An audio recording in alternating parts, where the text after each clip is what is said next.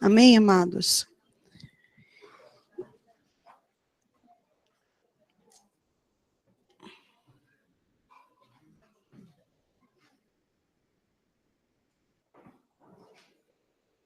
Amém. Agora nós temos transmissão ao vivo pelo YouTube. Dá uma olhadinha lá atrás. Glória a Deus pela vida do Serginho. Aleluia. Deus é bom, né? Deus é bom. Amados, semana que vem, nosso culto, que horas que é? 9h30 da manhã, certo? Semana que vem, Santa Ceia. Semana que vem, Santa Ceia. Então, a gente tem que sempre estar repetindo, para o pessoal não esquecer ou não se confundir com o horário, amém? Não se esqueçam, por favor, dos produtos das cestas básicas, amém? A gente precisa entregar para uns irmãos, então não se esqueça, amém? O Rafael já falou aqui do pessoal que está na Nanib, os nossos pastores, uns outros pastores de outro lugar. Quer falar alguma coisa, que está, Flávio? Não? Quem quiser fazer inscrição para Sempre Um, as inscrições estão abertas, tá?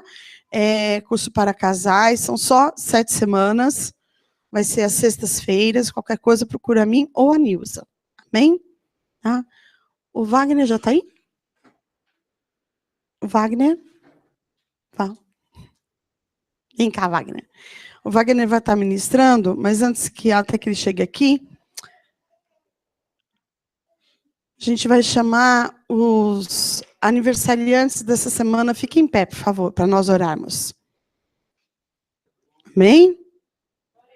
Olha quanta gente. Vai ter bolo para todo mundo?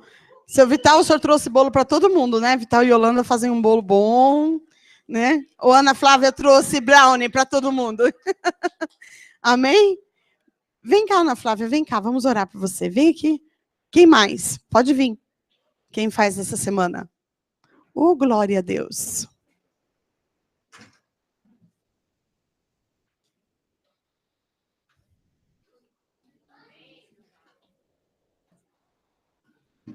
Amém, glória a Deus, amém? Estendam as mãos aqui. O Homero, a Ana. Ana, vem cá. Ô, Ana, qual é? Você ainda é nova, pode falar. Não, tudo bem esse mês, então, vem aqui. Amém? Estendam as mãos para essas irmãs, amém? Glória a Deus. Pai, em nome de Jesus, Senhor, que o Senhor venha cobrir, Senhor, essas amadas, Senhor, com a sua graça, com o seu amor, Senhor. Obrigada, Deus, por mais um ano de vida, Senhor, que venha o teu amor sobre a vida delas, Senhor.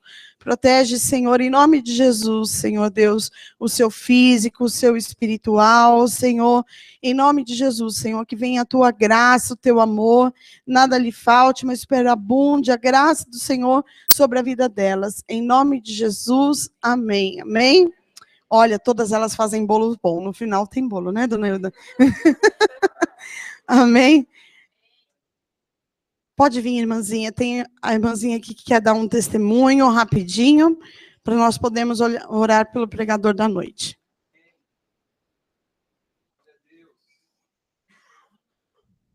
A paz, igreja.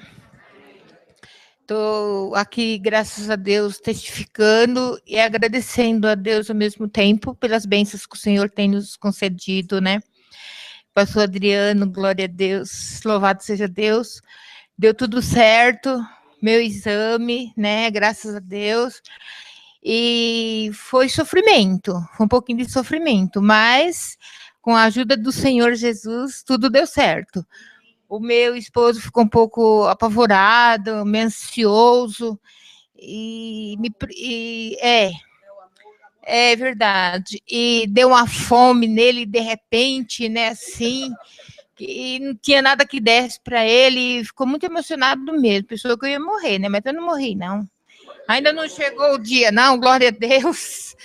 E se morrer, fazer o quê? Tem a glória de Deus, né? Para meu descanso e descanso de nós todos, não é verdade? Então, eu fico muito feliz, irmãos, por você ter orado por mim e pela igreja, né? Glória a Deus, por todos aqueles que estão passando por esses processos, né? porque não é fácil não, viu? Você ficar ali naquela sala de cirurgia, enfim, aquele negócio no seu braço, e você sentir aquela quentura por dentro, e na mesma hora ele, ai, Senhor Jesus, mas, ó, eu não recebi o resultado, irmão, ainda tem outro testemunho que eu não recebi o resultado, é dia 6 que eu vou receber o resultado, mas eu creio que não deu nada, em nome de Jesus Cristo, para a honra e a glória do nome do Senhor, amém? Amém, declaramos que a senhora já é sarada, em nome de Jesus. Amém, irmãos. Wagner, vem aqui, por favor. Gente, esse moço bonito, eu sou fã dele demais. É uma bênção de Deus, né? Glória a Deus. Eu falo que ele é um mocinho de... Quantos anos você tem, Wagner? 37. De 37 anos, com carinha de 22, mas lá dentro acho que tem uns 300 anos. Porque é muita sabedoria para um homem só. Glória a Deus, vamos orar pela vida dele? Amém? Pai, em nome de Jesus, Senhor, nós te louvamos e te agradecemos, Senhor Deus, pela vida do Wagner, Senhor. Enche a boca dele, Senhor, com as tuas palavras, Senhor, o seu espírito, Senhor, que venha a graça do Senhor, Pai. Abra, Senhor, agora nesse momento, Senhor Deus, a nossa mente, Senhor, para entendermos a tua palavra e fazer multiplicar aquilo que vamos aprender aqui nessa noite, Senhor. Repreendemos, Senhor, todo espírito de roubo da palavra, Senhor, sobre a nossa mente, sobre o nosso espírito, Senhor, sobre a nossa casa. Em nome de Jesus, Senhor, abençoamos o Wagner. Em nome de Jesus, amém.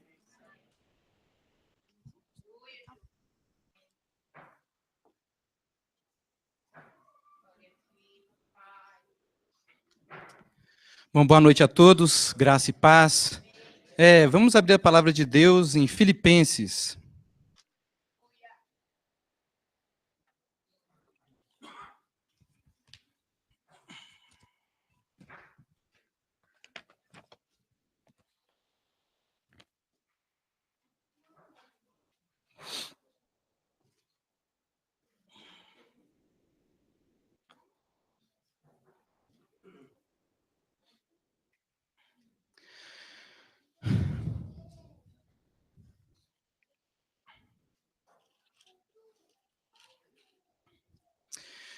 Bom, nós vamos estar pensando hoje um pouco sobre vivendo com propósito.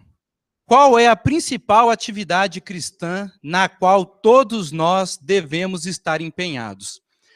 A intenção é nós pensarmos justamente o que deve ser a prioridade da nossa vida de acordo com as Escrituras e esclarecer uma dúvida cruel que várias pessoas que participam da Escola Bíblica Dominical têm, já que a gente está aqui estudando o livro de Gálatas.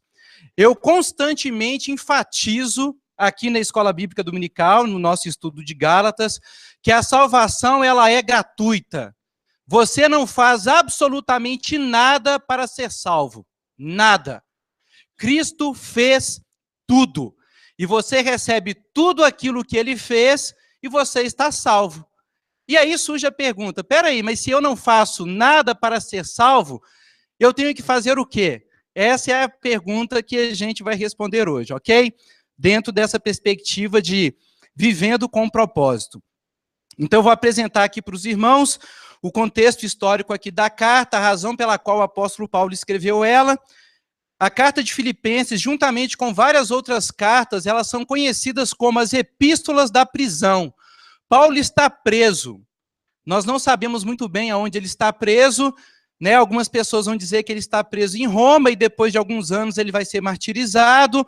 Outros vão dizer que ele está preso numa outra cidade. Se você ler o livro de Atos, você vai descobrir que Paulo ficou preso em vários lugares. Então, numa dessas prisões nas quais ele esteve por algum tempo, ele escreveu essa carta de Filipenses. Por quê? Paulo era uma pessoa muito amada pela igreja de Filipos. Foi uma igreja que foi fundada por ele.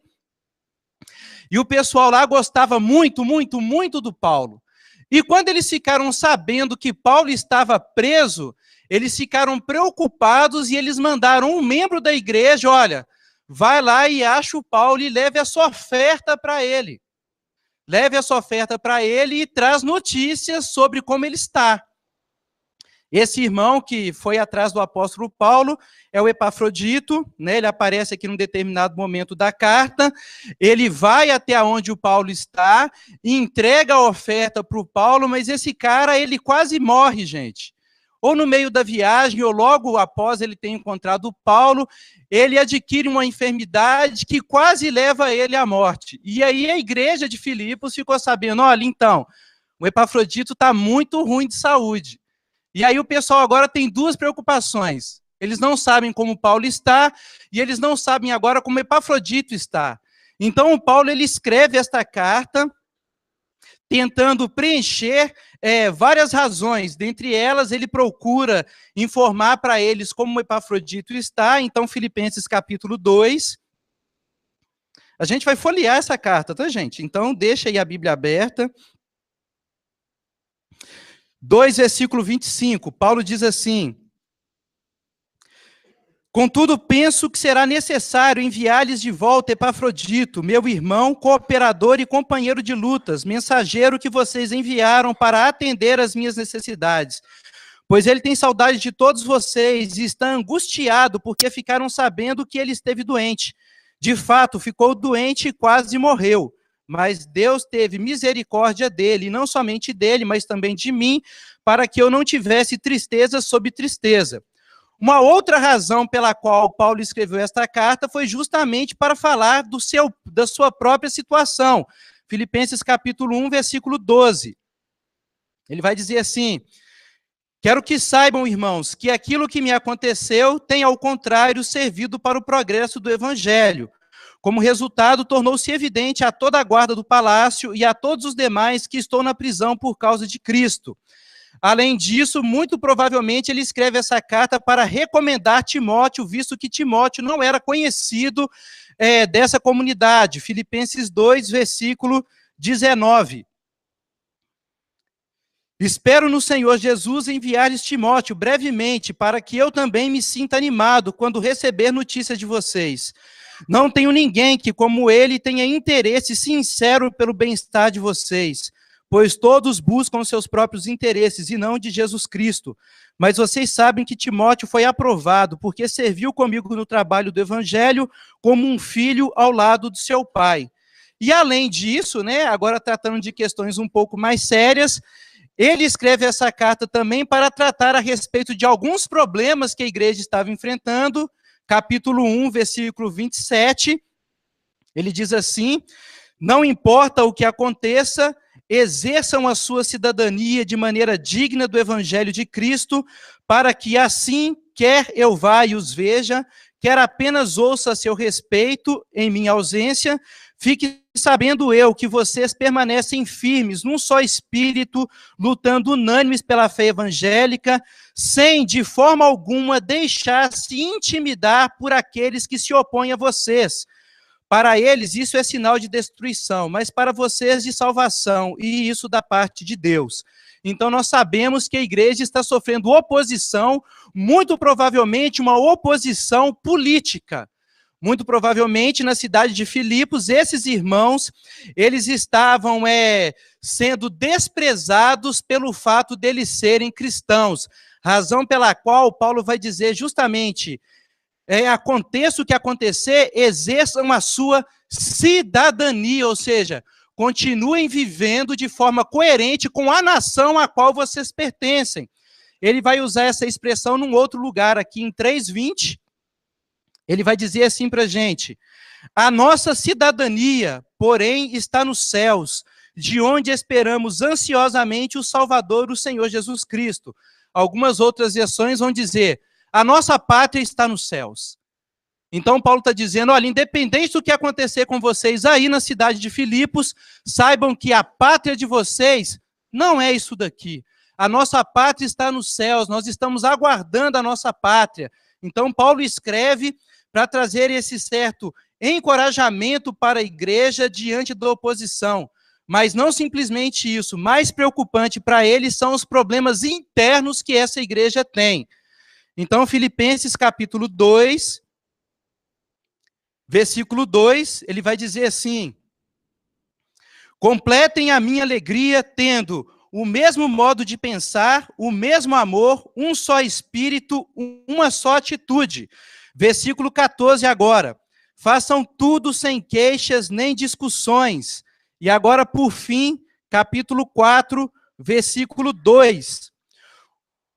O que eu rogo a Evódia e também a Síntique é que vivam em harmonia no Senhor. Sim, e peço a você, leal companheiro de jugo, que as ajude, pois lutaram ao meu lado na causa do Evangelho com Clemente e os meus demais cooperadores. Os seus nomes estão escritos no livro da vida.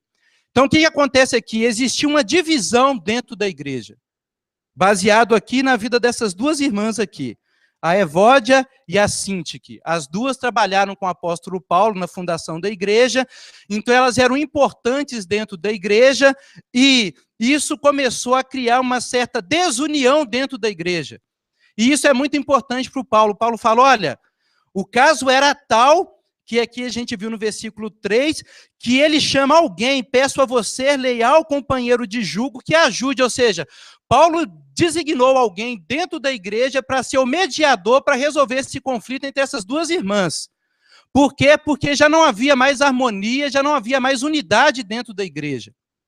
E por fim, o último propósito que a carta cumpre é justamente combater falsos mestres. Então, essa igreja aqui de Filipe, Paulo vai deixar bem claro no primeiro capítulo, ele fala assim, olha, todas as vezes que eu lembro de vocês e eu oro sempre com alegria. Paulo tinha prazer de se lembrar da vida desses irmãos, mas ele ficou preocupado em saber, muito provavelmente por meio do Epafrodito, olha, está tendo um conflitozinho lá dentro da igreja. Por quê? Porque esse conflito era um sintoma de uma doença. A igreja estava doente. Qual que era a doença? Havia desunião entre as pessoas. A igreja estava se dividindo.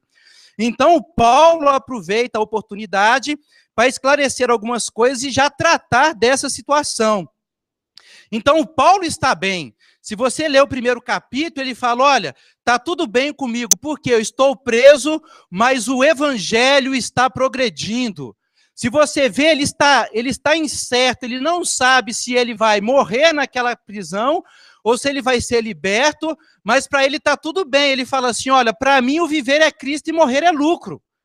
Eu estou dividido. Por um lado, eu quero permanecer vivo para o bem-estar de vocês. Mas por um outro lado, eu estou afinzão de morrer, porque morrer é partir e estar juntamente com Cristo. Então, Paulo está super bem. A igreja não está bem, a igreja está doente. E isso preocupa o Paulo, e ele faz duas coisas. A primeira coisa que o Paulo vai fazer em relação à igreja é orar pela igreja. Então, Filipenses capítulo 1, a partir do versículo 9. Ele mostra aqui o tipo de oração que ele anseia, que ele faz para esses irmãos. Filipenses 1, versículo 9. Esta é a minha oração, que o amor de vocês aumente cada vez mais em conhecimento e em percepção para discernirem o que é melhor, a fim de serem puros e irrepreensíveis até o dia de Cristo, cheios do fruto da justiça, fruto que vem por meio de Jesus Cristo para a glória e louvor de Deus. Então, vamos analisar um pouco aqui essa oração do Paulo.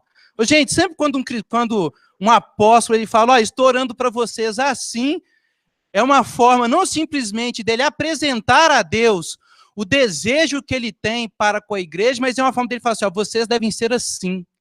É assim que você deve ser. Então, Paulo fala, olha, eu quero que o amor de vocês, que é justamente isso que está faltando dentro da igreja, amor, eu quero que o amor de vocês cresça. Como? Primeiro, ele deve crescer em conhecimento. Nós precisamos o quê? De acordo com o apóstolo Paulo, a igreja de Filipe e nós precisamos de um amor que é esclarecido, de um amor que vem acompanhado de conhecimento. Que tipo de conhecimento, gente? Justamente aquele conhecimento que vai aumentar o nosso amor. A Bíblia diz assim para nós o amamos porque ele nos amou primeiro. O que significa dizer que, se eu quero amar a Deus, eu tenho que olhar o que ele fez por mim. E à medida que eu cresço na compreensão daquilo que ele fez por mim, nessa medida o meu amor sobe por ele. Percebe? O meu amor não cresce à medida que eu me esforço, à medida que eu olho para mim, mas o meu amor cresce na medida que eu olho para ele. Por quê? Porque o amor dele é a semente. O meu amor para com ele é o fruto desta árvore. Então Paulo fala, estou orando para que o amor de vocês cresça em conhecimento. Porque quanto maior for o conhecimento daquilo que Deus fez por nós, maior será o nosso amor para com ele. É isso que o Paulo está falando para eles. Olha, vocês precisam crescer a respeito do conhecimento do amor de Deus por vocês. Mas não simplesmente isso. Ele vai dizer que esse amor, ele precisa crescer em toda percepção. Essa percepção, gente, essa capacidade de perceber as coisas, é a capacidade de julgar. Paulo quer um amor que capacite os filipenses a julgar. Julgar o quê? Julgar a diferença entre aquilo que é bom e aquilo que é ruim. Julgar a diferença entre aquilo que é importante e aquilo que é trivial. Julgar a diferença entre aquilo que é bom e aquilo que é melhor. E na medida que eles consigam fazer esse julgamento, essa análise, Paulo vai dizer, olha, vocês precisam fazer isso. Para quê? Versículo 10, para discernirem o que é melhor. Algumas versões vai dizer, para que vocês escolham aquilo que é mais excelente. E o que é mais excelente, gente? O mais excelente é aquilo que permanece. De acordo com 1 Coríntios capítulo 13, a única coisa que nós iremos levar deste mundo para o outro é o amor. Todas as demais coisas irão passar, profecias, línguas, seja lá qual seja a intriga que existe entre essas irmãs, tipo assim, ó, isso vai ser uma coisa que vai ser destruída com essa primeira criação. Paulo fala, olha, vocês precisam escolher aquilo que é melhor, vocês precisam valorizar aquilo que é melhor. Por quê? Ele continua, a fim de serem puros e irrepreensíveis até o dia de Cristo. Paulo coloca diante da igreja de Filipos aquilo que aguarda todos nós, o dia de Cristo.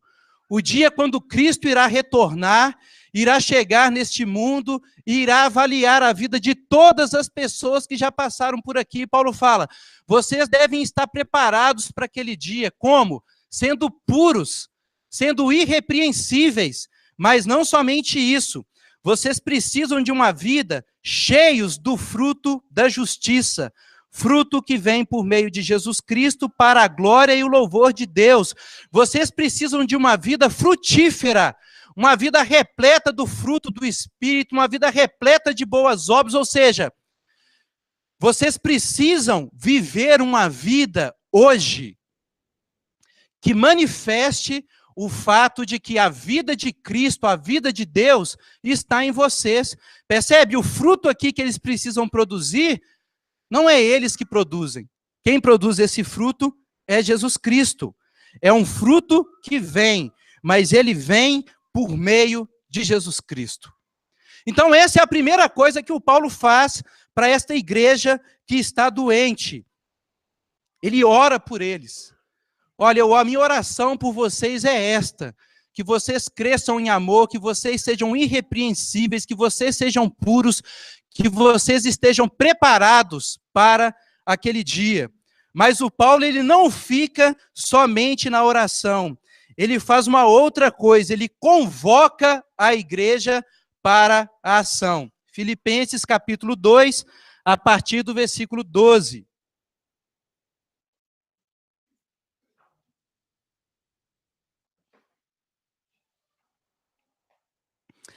Assim, meus amados, como sempre vocês obedeceram, não apenas na minha presença, porém, muito mais agora, na minha ausência, ponham em ação a salvação de vocês com temor e tremor, pois é Deus quem efetua em vocês tanto o querer como o realizar de acordo com a boa vontade dele. Façam tudo sem queixas nem discussões, para que venham a tornar-se puros e irrepreensíveis, filhos de Deus, inculpáveis no meio de uma geração corrompida e depravada, na qual vocês brilham como estrelas no universo, retendo firmemente a palavra da vida. Assim, no dia de Cristo, eu me orgulharei de não ter corrido, nem me esforçado inutilmente. Então, num primeiro momento, Paulo ora pelo bem-estar da igreja. Num segundo momento, ele convoca a igreja, ele chama a igreja. Olha, assim, diante de tudo aquilo que foi dito, principalmente em relação aqui ao capítulo 2, ok? Onde nós temos aqui Paulo descrevendo aquilo que o Senhor Jesus fez. Ele existia em forma de Deus, mas ele não levou isso em consideração, ele se esvaziou de si mesmo e tornou forma humana, ele se humilhou e tornou-se servo, e ele se humilhou outra vez e foi obediente até a morte de cruz, e em razão disso ele foi exaltado por Deus. Tipo assim, ó, Jesus é extremamente humilde. Então, diante disso, meus amados irmãos, vocês devem obedecer, não na minha presença, mas principalmente agora na minha ausência. Obedecer o quê? Vocês devem colocar em ação a salvação de vocês. Ou, como vai dizer outras versões, desenvolvei a vossa salvação. Então é isso, irmãos. Respondendo aqui a pergunta, qual é a principal atividade cristã na qual todos nós devemos estar empenhados? Todos nós devemos estar empenhados no desenvolvimento da nossa salvação. Se a salvação é única e exclusivamente pela graça, eu não faço nada e Deus faz tudo para me salvar, o que eu tenho que fazer? Você deve desenvolver aquilo que foi dado a você. Desenvolvei a vossa salvação. O que significa isso? É justamente trabalhar a nossa salvação. É justamente levar a nossa salvação até o destino final dela, percebe? A salvação, de acordo com o apóstolo Paulo, não é uma injeção, gente, na qual você toma e agora você está imune a ser condenado. Tem muita gente que acha que ser cristão é isso. Bom, eu já fui vacinado, eu já confessei Jesus, eu já fui batizado e agora eu não preciso fazer absolutamente mais nada. De acordo com as Escrituras, não é isso. A salvação cristã está mais para algo como uma semente. Algo totalmente dinâmico e orgânico que Deus insere em você, Ele planta em você e você vai cuidar dessa semente. Para quê? Para que ela se torne uma árvore frondosa e frutífera para a glória de Deus. Então é que quando Paulo fala, desenvolvei a vossa salvação, Paulo está convocando a igreja para a santificação. Olha, você deve desenvolver todas as possibilidades da vida cristã que Cristo assegurou para você. Você deve desenvolver isso. É semelhante a, voltando à questão aqui da semente, né? Deve ter uma historinha em relação a isso, enfim, não sei como ela é, vou contar do meu jeito. Mas é como se você entrasse num supermercado e você pegasse ali naquele supermercado várias virtudes cristãs. Olha, eu quero uma lata de amor, nossa, eu vou levar 5 quilos de domínio próprio, nossa, eu preciso de 10 quilos de mansidão, eu preciso de alegria, você vai e coloca tudo isso no carrinho. E quando você chega ali no mercado, você não paga, tudo é de graça, então o caixa simplesmente abre aquela caixa gigante, pega uma semente e coloca na sua mão, e você leva uma semente de amor, você tem que desenvolver ele. Você leva uma semente de domínio próprio, você tem que desenvolver ela. Que semente que é essa? Foi a vida que Cristo conquistou para você por meio da morte e da ressurreição dele. Mas esta vida não está completa em nós. Esta vida precisa ser desenvolvida em nós. Desenvolvei a vossa salvação. Você precisa colocar a sua salvação em ação. Bom, a Bíblia diz que eu devo ser assim, né? Como é que isso funciona? O mandamento vem junto com a capacidade de realizá-lo. Entenda isso. O mandamento vem junto com a capacidade de realizá-lo. João capítulo 5 conta pra gente a história de um homem que há 38 anos ele era paralítico. Ele estava deitado ali no tanque chamado Betesda, e às vezes um anjo vinha e tocava aquela água, e quem entrava naquela água era curado.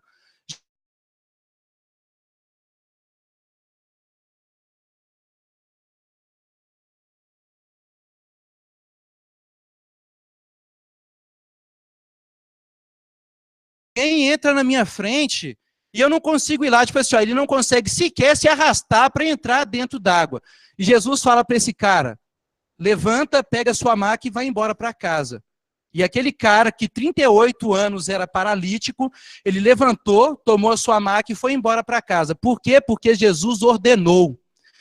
E a ordenança de Jesus, a palavra de Jesus, traz junto com o mandamento a capacidade de cumpri-lo. Bom, me mandou, deixa eu levantar, pegar minha maca e ir embora para casa.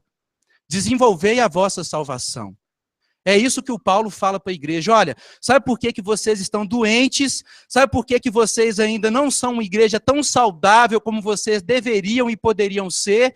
Porque vocês não estão operando a salvação de vocês. Vocês precisam desenvolver aquilo que foi dado para vocês. Como que isso deve ser feito? Com temor e tremor. O que significa dizer que deve ser feito com seriedade. Não é um temor de ser condenado, tá, gente? Porque Paulo, lá em Filipenses, no capítulo 1, no versículo 6, ele diz assim a respeito da igreja: estou convencido de que aquele que começou a boa obra em vocês vai completá-la até o dia de Cristo Jesus. Paulo está convencido de que, quando Cristo regressar, os filipenses, eles serão puros e irrepreensíveis, como ele está falando que eles devem ser aqui. Então, dizer que nós devemos operar a nossa salvação com temor e tremor, não significa dizer que, eu tenho que fazer isso, porque se eu não fizer isso, eu vou para o inferno. Não é isso. Essa expressão temor e tremor convida-nos a ter uma certa seriedade. Olha, trate o desenvolvimento da sua salvação como uma coisa séria. Por quê? Porque Deus está trabalhando em você. É isso que ele fala: olha, desenvolvei a vossa salvação com temor e tremor, porque Deus está operando em vocês. É por isso que eu preciso ter reverência. Deus está trabalhando em mim, Ele está dentro de mim, Ele habita em mim, levando em mim o cumprimento dos seus propósitos. Quais são os seus propósitos? Me conformar à imagem de Cristo. É interessante a gente frisar aqui também que, embora eu esteja dando ênfase aqui na questão individual, Paulo aqui fala no coletivo. A igreja precisa desenvolver a sua salvação. É claro que isso inclui eu desenvolver a minha salvação pessoal, porque o que constitui uma igreja doente? Gente, o que constitui uma igreja doente é que ela é formada de pessoas que são doentes. Então, se eu quero que a igreja tenha saúde, eu preciso cuidar da minha saúde. Mas o mandamento desenvolvei a vossa salvação vai além. É um compromisso coletivo. É um compromisso com o corpo. Por quê? Porque o problema aqui é com o corpo. Discórdia. Elas não estão dando certo, e tem um pessoal que já está ficando do lado de uma e o outro já está ficando do lado de outra. Aqui, deixa eu falar uma coisa para vocês. Vocês precisam desenvolver a salvação de vocês com temor e tremor, porque Deus está operando em vocês. Como que é possível eu desenvolver a minha salvação? É possível desenvolver a minha salvação porque Deus está operando. E aí aqui a gente resolve a tensão. A salvação é única e exclusivamente pela graça. Deus faz tudo. Ele faz tudo aquilo que é necessário para que os seus filhos entrem no céu. Tudo ele faz. Mas ele não faz tudo sozinho. Ele faz tudo junto comigo e com você. É uma cooperação. Mas entenda a cooperação. A cooperação não é eu faço isso e porque eu faço isso, Deus responde e faz aquilo. Isso é salvação pelas obras, gente. Bom, eu sou bom e pelo fato de eu ser bom, Deus tem que me abençoar. Isso é salvação pelas obras. Não é isso que a Bíblia ensina, tá? O que a Bíblia ensina é o seguinte: Deus já fez, e pelo fato dele ter feito, você pode fazer. Jesus liberou a palavra. Pega a sua maca, levanta e vai embora para sua casa. Aquele cara poderia continuar deitado ali, gente. Mas alguma coisa dentro dele falou, obedece aí a palavra. Aí tá bom. Não sei como é que isso vai acontecer, mas, deixa eu levantar, pegar minha maca e ir embora para minha casa. Então é isso. Deus está operando em nós. Deus está trabalhando em nós. E é sensacional. Infelizmente, o nosso texto aqui em português, ele não deixa tão claro isso para a gente, mas as duas palavras aqui, Paulo fala, desenvolvei a vossa salvação.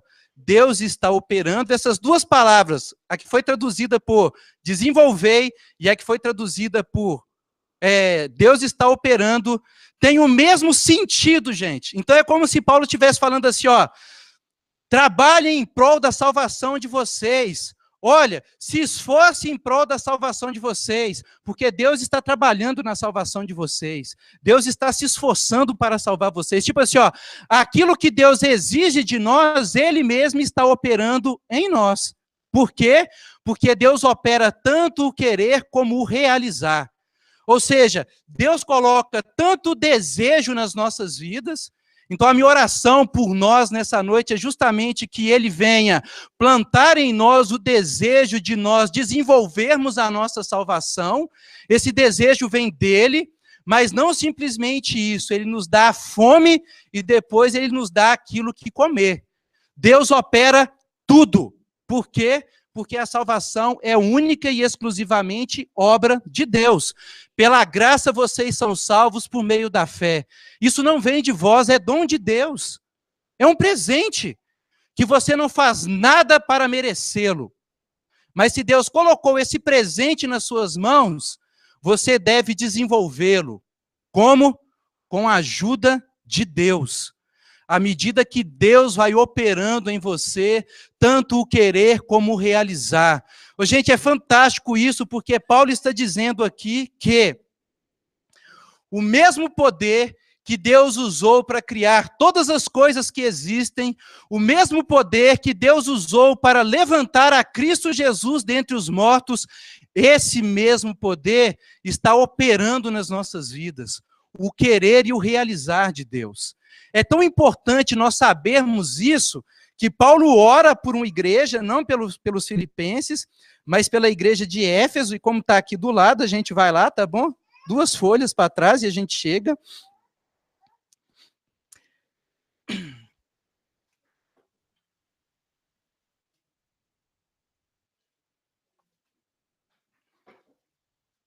Efésios capítulo 1.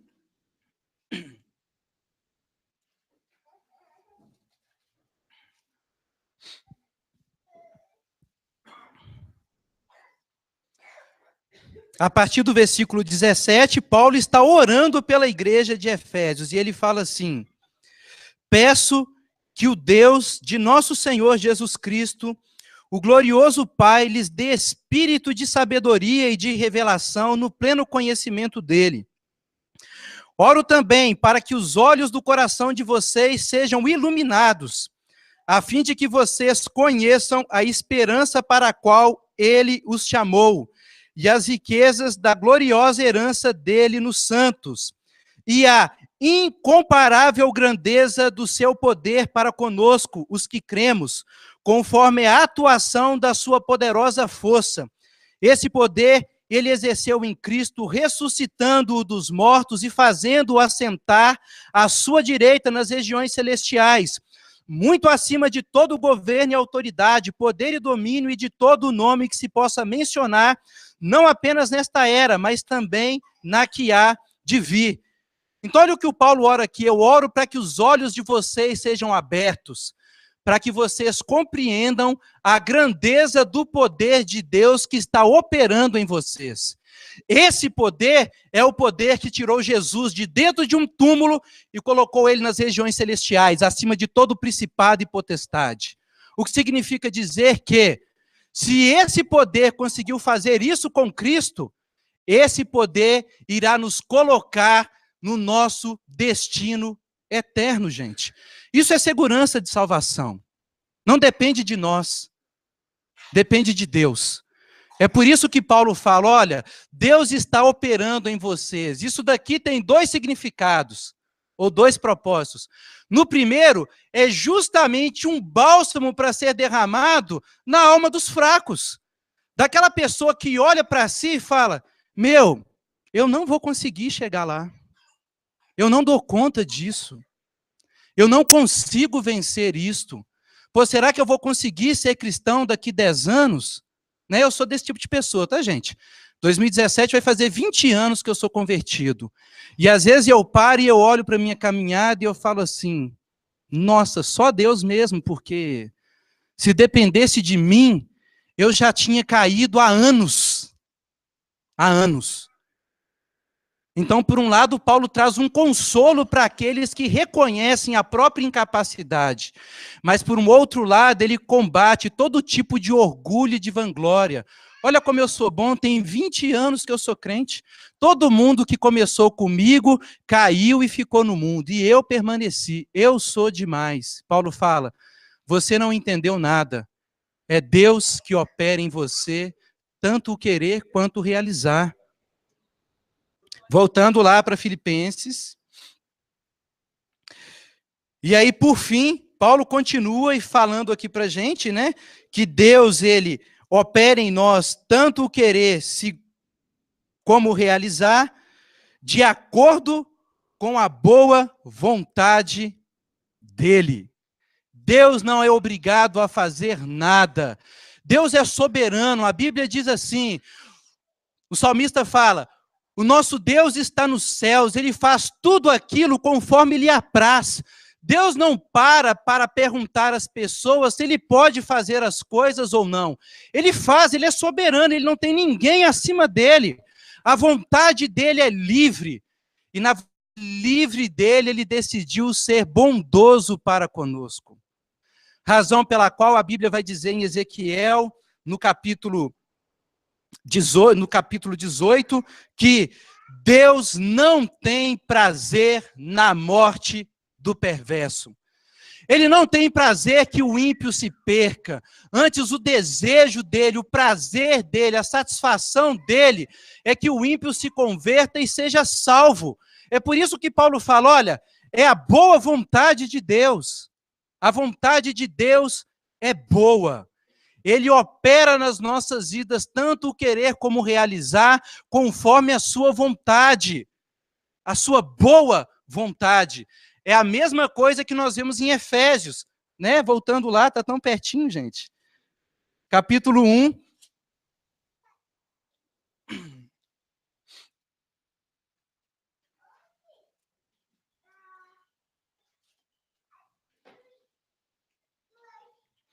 Capítulo 1, versículo 5, ele diz assim, em amor, nos predestinou para sermos adotados como filhos por meio de Jesus Cristo, conforme o bom propósito da sua vontade, para o louvor da sua gloriosa graça, a qual nos deu gratuitamente no amado. Um pouco mais abaixo, versículo 11, ele diz, nele fomos escolhidos, tendo sido predestinados conforme o plano daquele que faz todas as coisas segundo o propósito da sua vontade. Diante da sua vontade, Deus decide pelo nosso bem. É por isso que Paulo fala, olha, a vontade dele é boa. A vontade dele é boa. Então é isso que o Paulo coloca aqui para a igreja de Filipos. Olha, eu oro por vocês, para que vocês sejam santos, né, puros e irrepreensíveis, e ele convoca a igreja a desenvolver a salvação deles. Voltando lá para Filipenses, capítulo 2.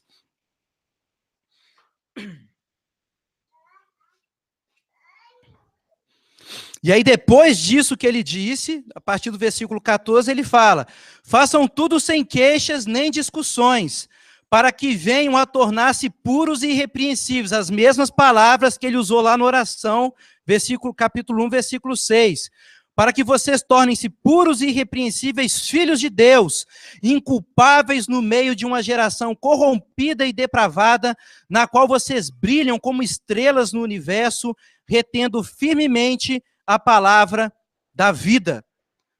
Ou seja, vocês precisam desenvolver a salvação de vocês, porque na medida que vocês fazem isto, a vida de vocês irá brilhar como estrelas no universo. Jesus fala: vocês são a luz do mundo. Brilhe assim a vossa luz diante do mundo, para que eles vejam as vossas boas obras e glorifiquem o vosso Pai que está nos céus. Ou seja, na medida que nós crescemos nessa salvação, nossa vida tem que brilhar, gente. As pessoas, elas têm que ver diferença na nossa vida, ver o contraste. Aquele cara ali é desse jeito, ruim, é egoísta. Esse cara aqui, eu estou abismado com a vida dele. Quem que é essa pessoa? É uma pessoa que está brilhando no mundo como uma estrela brilha no universo.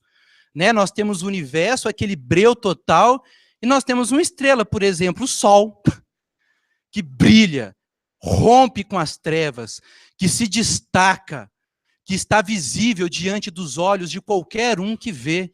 Paulo fala: vocês devem fazer isto, que em outras palavras significa dizer, tem que ficar notório que vocês são filhos de Deus. A identidade de vocês, a filiação de vocês tem que se manifestar como? Por meio do comportamento de vocês, por meio da vida santa e irrepreensível que vocês irão viver. E aí ele continua dizendo: assim, no dia de Cristo, eu me orgulharei de não ter corrido, nem me esforçado inutilmente.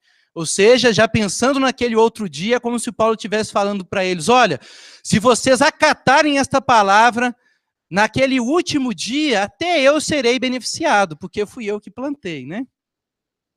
Pegando lá, se eu não me engano, 1 Coríntios capítulo 3, um planta, Paulo plantou, Apolo regou, mas o crescimento vem de Deus. Mas, pessoal, mas a gente participou. Então, amanhã, fala: olha, essa igreja, né, novamente, se eu não me engano, foi para a igreja de Corinto que ele fala isso: zelo por vocês como zelo de Deus, porque eu estou preparando vocês como uma virgem para um noivo, e este noivo é Cristo. Então, ele está envolvido aqui no processo.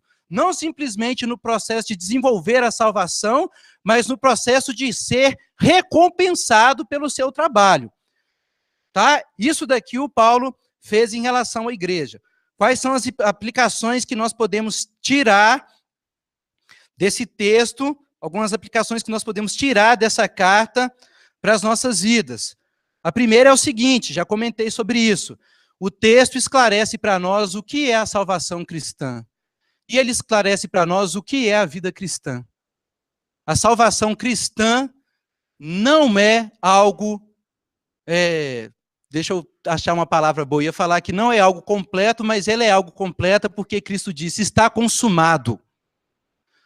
Interessante isso, né? Ali no Calvário, Jesus conquistou esse operar de Deus nas nossas vidas. Porque ele sabia que dependia disso também. Ok? Mas assim, a vida cristã, a salvação cristã, ela precisa ser atualizada nas nossas vidas. Ela precisa ser realizada nas nossas vidas. Como que isso acontece? Por meio da operação da nossa salvação. E isso responde para a gente: o que é a vida cristã? A vida cristã é uma vida na qual eu estou enganjado, primeira e primordialmente, com o desenvolvimento da minha salvação. E isso é importante, tá, gente? Existe uma tentação muito grande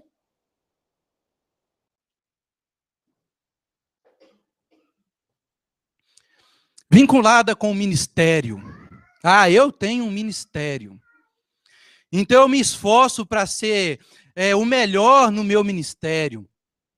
Li um livro há muito tempo atrás, até tentei achar a referência, mas eu não consegui, mas eu li, de um pastor que ele escreve a triste história dele, até que ele teve que parar e mudar completamente o seu foco. Num determinado momento nesse livro, ele fala assim, que a vida dele, a agenda dele estava tão lotada que quando o pessoal falava assim, o irmão tem como pregar lá na nossa igreja dia tal? Ele fala assim, cara, minha agenda está tão lotada que nem o Espírito Santo tem lugar nela. É isso. ok? Eu estou tão... o meu ativismo é tal que não tem mais nem espaço para Deus. E eu estou fazendo a obra de Deus. Olha que coisa interessante. O cara viaja de segunda a segunda, não tem tempo mais para parar para ler a Bíblia, ele só lê a Bíblia para escrever pregação, ele não lê a Bíblia para conhecer Deus. Por quê? Porque ele está vivendo o ministério dele. Isso não é vida cristã. O seu ministério não é importante. O meu ministério não é importante.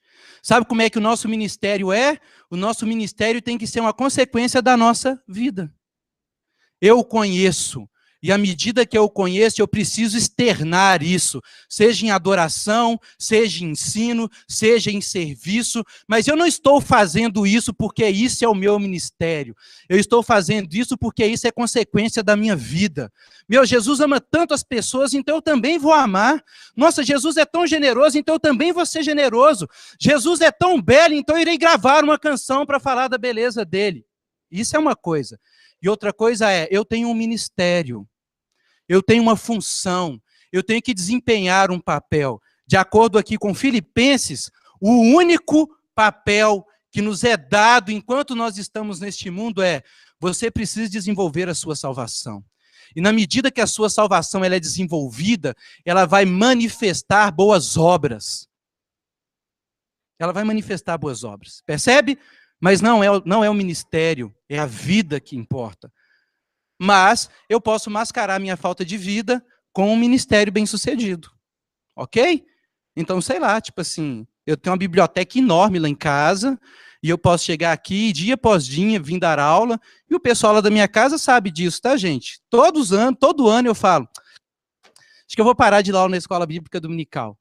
Mas por quê? Meu, tipo assim, porque eu não tô mais lendo a Bíblia da forma como eu gostava de ler e tal. Tipo assim, ó, eu queria ler a Bíblia simplesmente para ler, para conhecer Deus e não para preparar a aula. Tipo assim, ó, essas coisas me incomodam. Não que eu não leia a Bíblia simplesmente para conhecer Deus. Mas quando eu vou estudar, por exemplo, Gálatas, já está decidido. Ó, é a aula, vamos lá, vamos estudar tal, o que o texto está falando.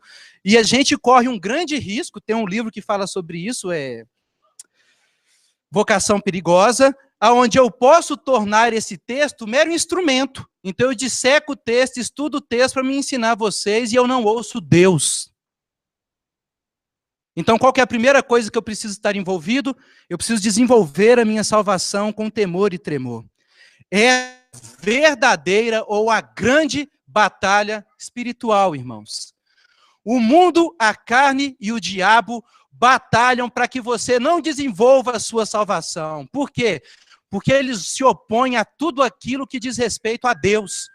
Então, sim, o diabo pode dar para uma pessoa um ministério bem-sucedido, ok? Ele pode fazer um cara se tornar um ativista e ganhar muito dinheiro. Mas ele perdeu a essência, o fundamental da vida dele. Esse texto coloca para nós que a vida cristã é uma vida de crescimento. Várias passagens nas Escrituras nos convocam a dar um passo a mais. Né, para o pessoal aí que é responsável pelos grupos, 2 Pedro 3,18, Pedro vai dizer assim, ó, crescei na graça e no conhecimento do nosso Senhor Jesus Cristo. Vocês devem crescer. O profeta Oséias vai dizer em Oséias 6,3, conheçamos e prossigamos em conhecer o Senhor. Paulo vai dizer para o seu filho Timóteo, em 1 Timóteo capítulo 4, no versículo 7, exercita-te pessoalmente na piedade. E aí no versículo 15 é mais gritante ainda, do mesmo texto, porque o Paulo vai dizer assim, medita estas coisas e nelas, sê diligente para que o teu progresso seja a todos manifesto. Paulo imagina a vida cristã como se você ingressasse numa academia. Então imagina uma pessoa que entra numa academia hoje e daqui a um ano você consegue ver uma diferença. Meu, você lembra como é que ele era magrinho? Olha como é que ele está agora. Tipo assim, ó, é notório aos olhos de todos que aquele cara cresceu. Paulo diz que a vida cristã, que eu acho que é a coisa mais aterrorizante que tem, pelo menos quando eu me coloco diante do espelho, é que o crescimento ele tem que ser visível aos olhos de todos. ao ponto de alguém chegar e bater o olho em você e falar, cara, você mudou de um ano para cá, nossa, eu estou impressionado. Você era um cara que brigava com o patrão, batia de frente toda hora e tal, você está tão humilde e tal, tão... Opa, estou crescendo. O teu progresso fique manifesto aos olhos de todos. Aos olhos de todos. Como que eu sei que eu estou crescendo? Qual é o padrão? Cristo. Cristo é o padrão.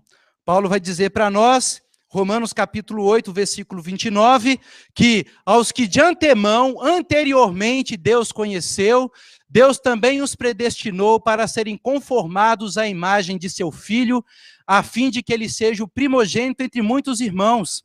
E aqui em Filipenses, no capítulo 2, lá no versículo 5, ele diz assim, seja a atitude de vocês a mesma de Cristo Jesus. Você precisa ser semelhante a Cristo. Esse é o propósito de Deus, para todos aqueles que estão interessados em se submeter ao propósito dele. Ser conformado à imagem de Cristo. É assim que eu desenvolvo a minha salvação. Como que é Jesus? E aí eu respondo, olha, Jesus é assim. Então eu tenho que ser desse jeito. Jesus tinha um relacionamento sensacional com Deus, ao ponto de que ele chegou diante do Calvário, contemplou aquela cruz e tudo aquilo que lhe aguardava, e ele simplesmente abaixou a cabeça e disse, seja feita a tua vontade, não como eu quero, mas como tu queres, porque ele conhecia o seu Pai.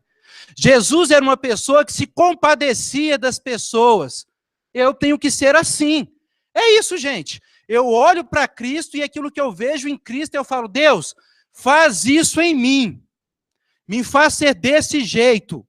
E à medida que eu cresço na imagem de Cristo, eu estou crescendo no desenvolvimento da minha salvação. Um outro ponto que esse texto, que essas passagens que nós lemos aqui, coloca diante dos nossos olhos, é que a vida cristã, ela é vivida tendo em vista um dia, o dia de Cristo. Paulo fala 3 vezes em Filipenses a respeito desse dia. Esse será o dia no qual Cristo virá. Deixa eu ler aqui um texto, Apocalipse 20.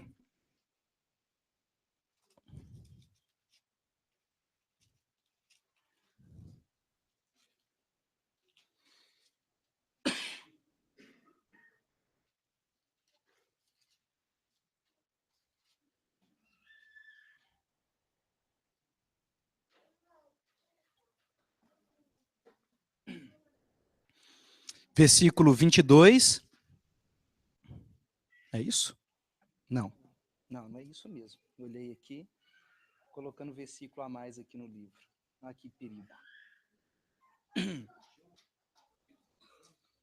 Não, vou achar aqui agora. Na verdade, é Apocalipse 20, versículo 11. Depois vi um grande trono branco e aquele que nele estava sentado. A terra e o céu fugiram da sua presença e não se encontrou lugar para eles. Vi também os mortos, grandes e pequenos, em pé diante do trono, e livros foram abertos. Outro livro foi aberto, o livro da vida. Os mortos foram julgados de acordo com as obras, de acordo com o que tinham feito, segundo o que estava registrado nos livros. Isso daqui é uma descrição do dia de Cristo. Jesus virá e ele irá julgar todas as pessoas do mundo que viveram, que estão vivendo e que viverão. Todos eles serão julgados de acordo com as suas obras. Para que a minha vida cristã, ela ande, para que eu me sinta motivado a desenvolver a minha salvação, eu preciso ter em mente esse dia. O dia de Cristo. É assim que a vida cristã é vivida. Uma outra coisa, uma outra aplicação que nós vimos aqui em Filipenses é que desenvolver a salvação é algo realmente possível, tá, gente? Não é uma coisa assim, é impossível fazer isso. Não. Nós temos aqui uma pessoa que ela fez isso. pelo fato do Paulo ter uma apreciação muito grande pela igreja dos Filipenses, Paulo compartilha muito da sua vida com eles. E Paulo é um exemplo vivo de que ele é alguém que tem crescido. Então, Filipenses, capítulo 3.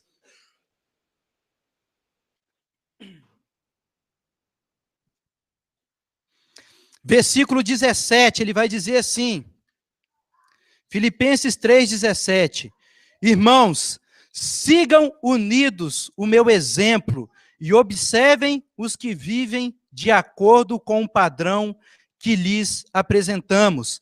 E agora, capítulo 4, versículo 9. Ponham em prática tudo o que vocês aprenderam, receberam, ouviram e viram em mim. Impressionante isso. Por que que ele faz isso? Porque Paulo está na frente da igreja. Nós vimos lá no capítulo 1 que Paulo fala, olha, vocês devem valorizar aquilo que é melhor. Ele já fez isso. Ele valorizou aquilo que é melhor. Ele fez o julgamento e ele chegou à conclusão de que aquilo que é melhor é Cristo. Então, aqui no capítulo 3, ele vai falar a respeito da antiga vida que ele tinha no judaísmo, e a partir do versículo 7, ele vai falar a respeito do grande impacto que Cristo teve na vida dele. Filipenses 3, 7. Mas o que para mim era lucro, passei a considerar como perda por causa de Cristo. Mais do que isso, considero tudo como perda comparado com a suprema grandeza do conhecimento de Cristo Jesus, meu Senhor, por quem perdi todas as coisas. Eu as considero como esterco para poder ganhar Cristo e ser encontrado nele, não tendo a minha própria justiça que procede da lei, mas a que vem mediante a fé em Cristo, a justiça que procede de Deus e se baseia na fé. Qual que é o desejo desse cara? Versículo 10. Quero conhecer a Cristo, o poder da sua ressurreição e a participação em seus sofrimentos, tornando-me como ele em sua morte, para, de alguma forma, alcançar a ressurreição dentre os mortos. Ou seja, qual que é o objetivo da vida dele? Eu quero ser mais parecido com Cristo. Eu quero sentir em mim o poder da ressurreição de Cristo, ou seja, o poder de uma nova vida. Mas não simplesmente isso, eu estou disposto a sofrer mais por causa de Cristo. Eu quero sofrer como Cristo viveu. Quero sentir as dores que ele sofreu, padecer pela causa que ele padeceu. Eu quero ser como Cristo. E aí ele vai dizer no versículo 12, do mesmo capítulo, não que eu já tenha obtido tudo isso ou tenha sido aperfeiçoado, mas eu prossigo para alcançá-lo, pois para isso também fui alcançado. Irmãos, não penso que eu mesmo já o tenha alcançado, mas uma coisa eu faço, esquecendo-me das coisas que ficaram para trás e avançando para as que diante de mim estão, prossigo para o alvo, a fim de ganhar o prêmio do chamado celestial de Deus em Cristo Jesus.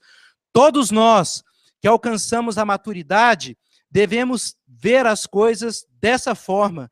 E se em algum aspecto vocês pensam de modo diferente, isso também Deus lhes esclarecerá.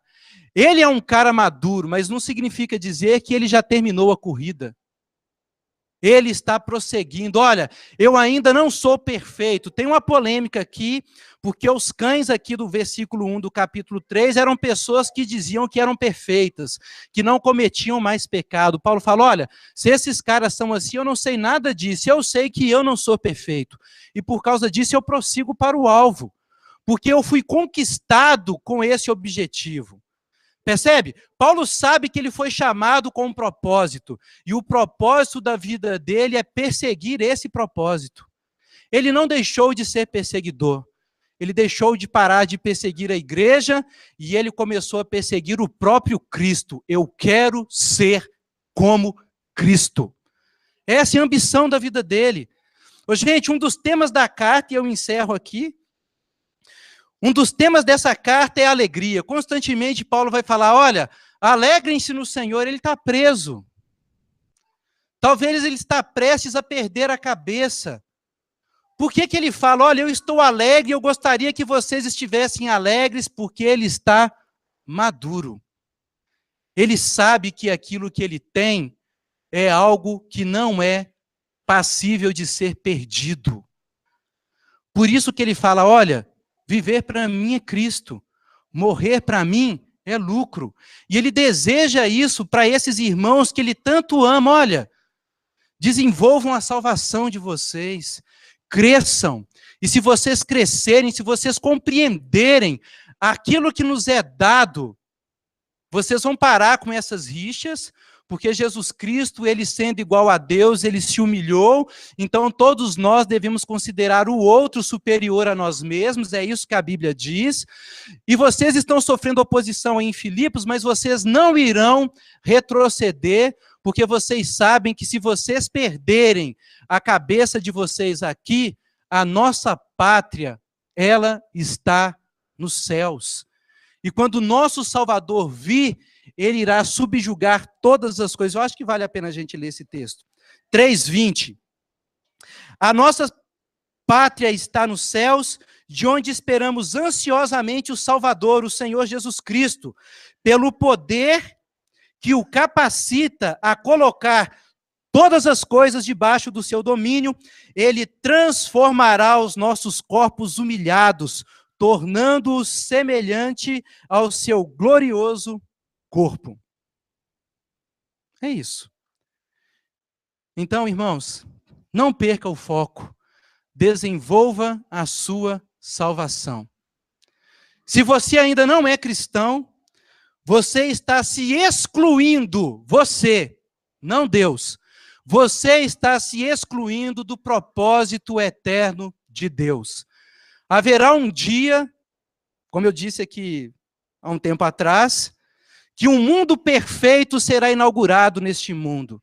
E as únicas pessoas que colocarão os pés ali são aqueles que foram conformados à imagem e semelhança de Jesus.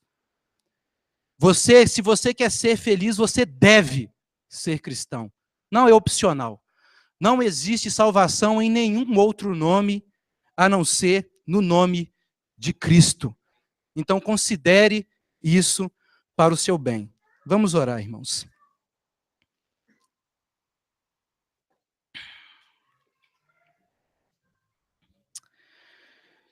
Pai, no nome de Jesus, Deus, nós te louvamos pela tua palavra, Senhor. Obrigado, pois o Senhor não nos deixou no escuro, tateando, tentando descobrir qual é a sua vontade, ela nos foi revelada. Obrigado, pois este livro é lâmpada para os nossos pés e luz para o nosso caminho. E o que nós te pedimos nesta noite é que o Senhor venha operar em nós, tanto o querer como o realizar. Que haja em nós o desejo de desenvolver a nossa salvação, que haja em nós o desejo, ó Deus, de sermos semelhantes a teu Filho.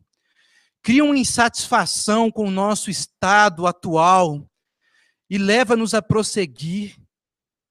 Nós vemos aqui o apóstolo Paulo, que foi elevado até o terceiro céu, e ele diz, olha, isso ficou para trás, eu prossigo para o alvo. Ajuda-nos a termos essa disposição, Deus. Que haja em nós uma intenção de crescer, e que o Senhor nos faça crescer, ó Deus, pois o crescimento vem de ti. Nós reconhecemos que nós somos incapazes de fazer qualquer coisa em nosso favor sem a tua ajuda. Como o Senhor mesmo diz, sem mim nada podeis fazer, nós não podemos fazer nada sem ti. Por isso, opera nas nossas vidas, ó Pai. Opera nas nossas vidas o teu querer, que as nossas vidas se tornem melhores para a glória do teu nome, Senhor. Dai-nos vidas que brilhem neste mundo, para a glória de ti, ó Deus. No nome de Jesus, realize este milagre em nós. Pai, nós pedimos a ti também que o Senhor abençoe a nossa semana, que o Senhor nos ajude nas nossas responsabilidades, nos nossos trabalhos, nos nossos afazeres, que haja graça nas nossas vidas, para que em meio às dificuldades do dia a dia, nós possamos ser conformados à imagem de teu Filho, Senhor. Ajuda-nos, ó Deus, ajuda-nos a vivermos neste mundo, diante deste mundo perverso, como filhos de Deus, para a glória do teu nome, ó Pai. É o que nós te pedimos nesta noite e te agradecemos, ó Deus, no nome santo de teu Filho. Abençoa-nos, é o que nós te pedimos e te agradecemos. No nome de Jesus. Amém. Que Deus nos abençoe, irmãos. Amém.